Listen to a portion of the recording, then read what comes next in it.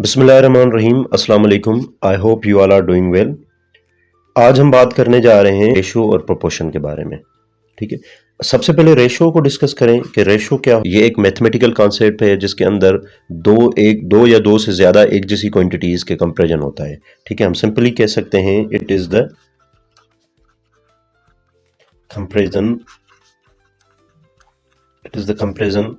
Of two or more same quantities, two or more same quantities।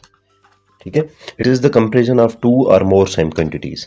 अगर same quantities हैं तो ratio के अंदर उनके यूनिट्स भी सेम होने चाहिए। They must have the same units. Okay, ratio को हम रिप्रेजेंट करते हैं या डिनोट करते हैं रेशो को हम कॉलन। इंग्लिश के अंदर इसको हम कॉलन बोलते हैं और मैथमेटिक्स के अंदर हम इसके साथ रिप्रेजेंट करते हैं रेशो को। अगर हम दो क्वांटिटीज को ले लें ए रेशो बी, कि ये ए रेशो बी, तो इसके फर्स्ट टर्म जो है यानी रेशो के इस पहले टर्म रेशो के अंदर हम कहते हैं एंटीसीडेंट। क्या कहते हैं? एंटीसीडेंट। और ये सेकंड टर्म जो है रेशो का, इसको हम कहते हैं second term of the ratio is called consequent. ठीक है, रेशो के कॉन्सेप्ट को समझते हैं। लेट सपोज अगर हमारे पास क्वांटिटी है 3 और एक क्वांटिटी है 9। रेशो को हम सिंप्लीफाई करते हैं हमेशा, दोनों पे ही सेम टेबल हमने लगाना है। तो इस पे 3 का टेबल जाएगा 1 टाइम्स और इस पे 3 का टेबल जाएगा 3 टाइम्स। रेशो ऑलवेज शोज के एक क्वांटिटी दूसरी क्वांटिटी के अंदर कितनी मर्तबा आ रही है। लेट सपोज 3 जो है कोई भी क्वांटिटी है, इसके अंदर एक मर्तबा आ रही है और सेम क्वांटिटी 9 के अंदर 3 मर्तबा आ रही है।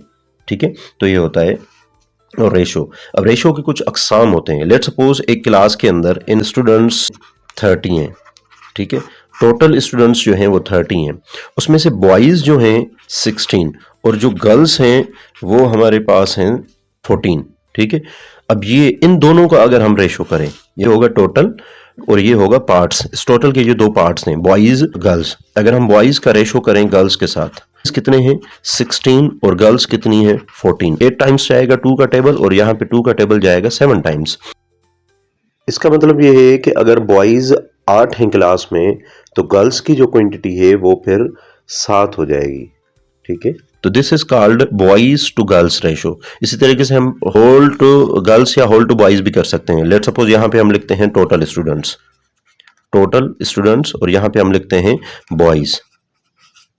टोटल स्टूडेंट्स हमारे पास हैं 30 और बॉयज हैं हमारे पास 16। अब यहाँ पे 13 पे 2 का टेबल जाएगा 15 टाइम्स और 16 पे 2 का टेबल जाएगा 8 टाइम्स। इसका मतलब ये है कि अगर क्लास में स्टूडेंट्स टोटल 15 हैं तो बॉयज हो जाएंगे 8। ठीक, बात करते हैं प्रोपोर्शन के बारे में। प्रोपोर्शन क्या होता है? प्रोपोर्शन दो रेशोज के बीच में इक्वलिटी को कहते हैं या रिलेशनशिप को कहते हैं। सिंपली अगर हम डेफिनेशन की बात करें तो डेफिनेशन हो जाएगी इसकी, proportion is the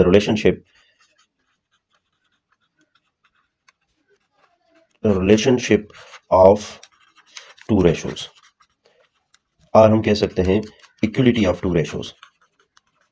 equality of proportion is equality of two ratios. ठीक है, प्रोपोर्शन को हम डिनोट करते हैं 2 सेमीकोलन के साथ, ये, या फिर उसको हम डिनोट कर सकते हैं इक्वलिटी की साइन के साथ। सपोज हमारे पास 2 रेशो हैं, एक रेशो है ए रेशो बी, हम यहाँ पे देंगे sign of proportion, then C ratio D. अब ये रेशो है और एक ये रेशो है, A is to B is equal to C is to D. अब इसको हम प्रोपोर्शन के अंदर, पहले भी मैंने आपको बताया हुआ है कि प्रोपोर्शन के पहले टर्म को हम फर्स्ट प्रोपोर्शन कहते हैं। This is called first proportion. सही है, इसको हम फर्स्ट प्रोपोर्शन कहते हैं, इसको हम सेकंड प्रोपोर्शन कहेंगे और ये हो जाएगा हमारा थर्ड प्रोपोर्शन और ये होगा हमारा fourth proportion. There are 2 kinds of proportion. ठीक है, एक होता है डायरेक्ट प्रोपोर्शन।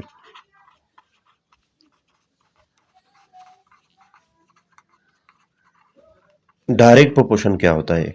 डायरेक्ट प्रोपोर्शन का मतलब ये होता है कि अगर एक क्वांटिटी, लेट सपोज यहाँ पे ए रेशो बी ले रहे हैं और यहाँ पे सी रेशो डी ले रहे हैं, अगर एक क्वांटिटी इंक्रीज हो रही है तो उसके साथ साइमल्टेनियसली दूसरी क्वांटिटी भी इंक्रीज होगी, या फिर अगर एक क्वांटिटी डिक्रीज हो रही है तो दूसरी क्वांटिटी भी डिक्रीज होगी। इसको हम कहते हैं direct proportion.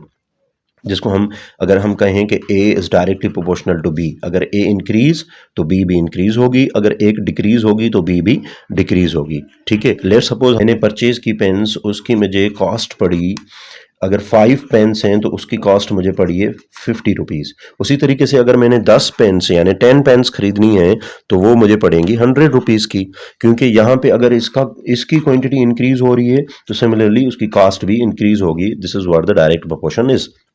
Direct proportion means if one quantity increases, the other quantity increases in the same ratio.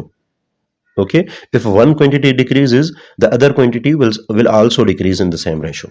This is called direct proportion. ठीक है, अब हम बात करते हैं इनवर्स प्रोपोर्शन के बारे में। इनवर्स प्रोपोर्शन क्या होता है? इनवर्स प्रोपोर्शन का मतलब ये होता है कि अगर एक क्वांटिटी इंक्रीज हो रही है तो दूसरी क्वांटिटी डिक्रीज होगी। If one quantity increases the other decreases. सही है, अगर if one quantity decreases the other increases. Example लेते हैं कि हम एक दीवार जो है 5 मजदूर 2 दिन में बना रहे हैं, सही है, तो 10 मजदूर या सेम दीवार 1 दिन के अंदर बनाएंगे। ठीक है, यहाँ पे क्या हो रहा है कि ये क्वांटिटी इंक्रीज हो रही है तो ये क्वांटिटी डिक्रीज हो रही है। अगर वर्कर्स बढ़ेंगे तो जाहिर सी बात है दिन कम लगेंगे कोई भी काम करने को, अगर वर्कर्स कम होंगे तो दिन ज्यादा लगेंगे। This is what the inverse proportion is. Inverse proportion के अंदर अगर एक क्वांटिटी डिक्रीज हो रही है तो दूसरी क्वांटिटी इंक्रीज होगी, अगर एक क्वांटिटी इंक्रीज हो रही है तो इसके साथ दूसरी जो क्वांटिटी है वो डिक्रीज होगी।